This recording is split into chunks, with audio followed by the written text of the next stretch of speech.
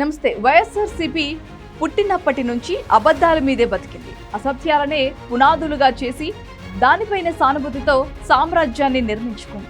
దాన్ని గత ఎన్నికల్లో రాష్ట్ర ప్రజలు బద్దలు కొట్టిన సంగతి తెలిసింది. 2019కి ముందు జగన్ చెప్పిన అబద్ధాలను ప్రజలు బాగా నమ్మారు.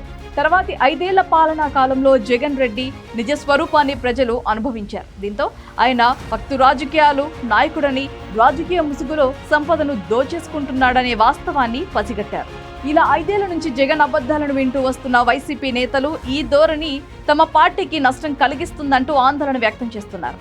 2024 ఎన్నికల్లో ఈ అబద్ధాలే తమను నిండా ముంచాయని అంటున్నారు. ఇకపై జగన్ నిజాలు చెప్పినా ఎవరు నమ్మరేమో అనే అనుమానాలు కూడా వ్యక్తమవుతున్నాయి.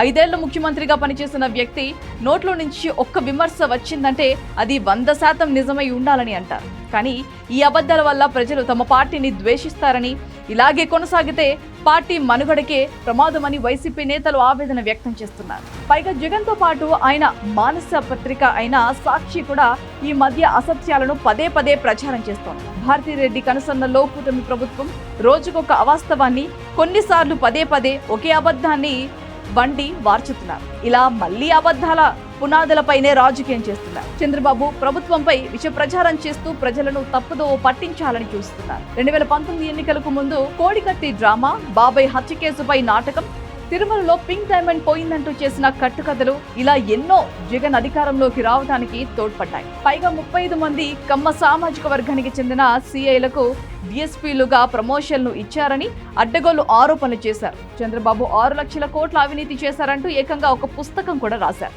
ఇలా జనం నమ్మే వరకు ఒకే అబద్ధాన్ని 100 చోట్ల 100 సార్లు 100 మంది చేత 100 రకాలుగా చెప్పించడంతో అప్పట్లో జగన్ బాగా లబ్ధి పొందారు.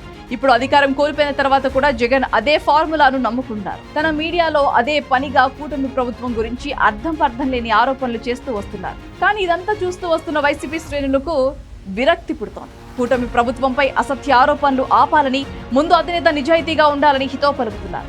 ఎప్పుడూ ఒకే ఫార్ములా వర్కౌట్ కాదని పలువురు వైసీపీ నేతలు అభిప్రాయం వ్యక్తం చేస్తున్నారు.